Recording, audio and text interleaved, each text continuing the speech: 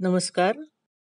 आज मी आपल्यासाठी घेऊन आली आहे शिमला मिरचीची एक अतिशय साधी आणि सोपी अशी रेसिपी. तर अगदी झटपट बनणारी, कमी वेळात बनणारी अशी ही रेसिपी आहे. आपण डब्यासाठी, सकाळी घाई-गडबडीच्या वेळेसाठी, त्यावेळेला आपण ही बनवू शकतो.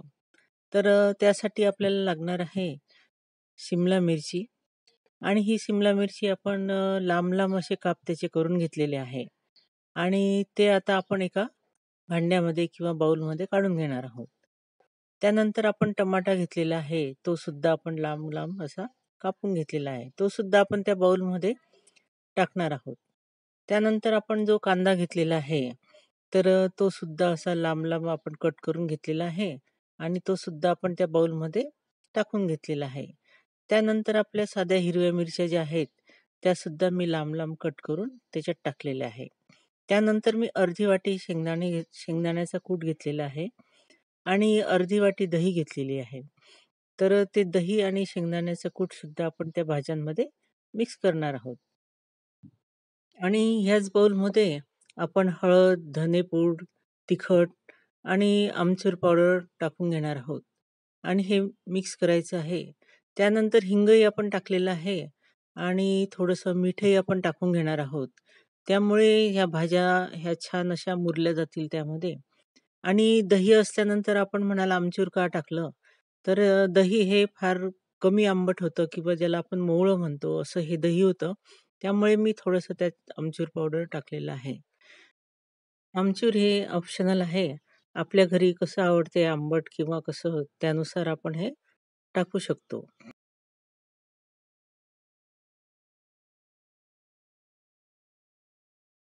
आणि आता एका बाजूला आपण कढई ठेवलेली आहे आणि त्या कढईमध्ये तेल टाकलेलं आहे.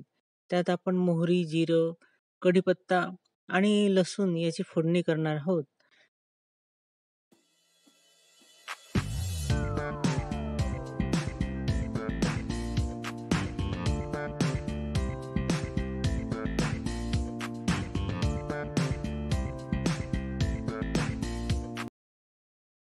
तर आपलं लसूण आता छान परतला गेलेलं आहे आणि आपलं हे मिश्रण सुद्धा छान मुरलेलं आहे.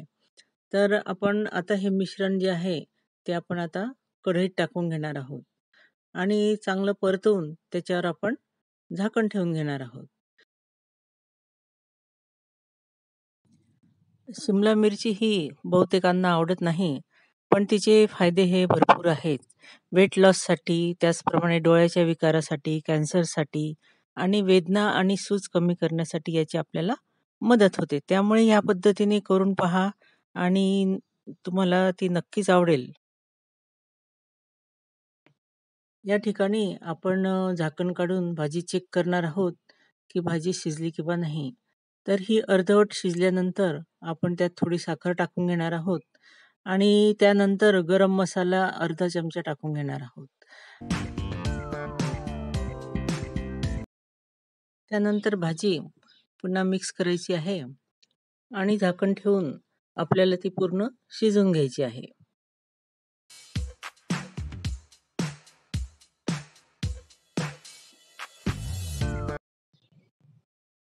आता आपण झाकण उघडून चेक करणार आहोत. तर या ठिकाणी पाहू शकता की सुंदर असा रंग ह्या भाजीला आलेला आहे आणि अशी दणदणीत अशी वाफ या भाजीला आलेली आहे. आणि ही भाजी अगदी तयार आहे.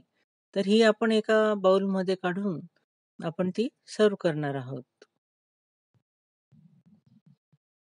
तर अशी ही भाजी आपण सगळ्यांनी नक्की करून पहा आणि कशी वाटली ती कमेंटमध्ये नक्की कळवा. तसंच माझ्या रेसिपीला लाईक करा, शेअर करा आणि कमेंट करायला विसरू नका. तसंच माझ्या चॅनलला सबस्क्राईब करा आणि बेल आयकॉनचं बटन नक्की दाबा. धन्यवाद. तर अशी ही शिमला मिरचीची भाजी किंवा ढोबळी मिरचीची भाजी तयार आहे आणि ही भाजी आपण पोळी, पराठ्यासोबत खाऊ शकता आणि मुलांसाठी डब्यात द्यायला, ऑफिसमध्ये न्यायला सुद्धा ही छान आहे आणि झटपट अशी तयार होणारी आहे.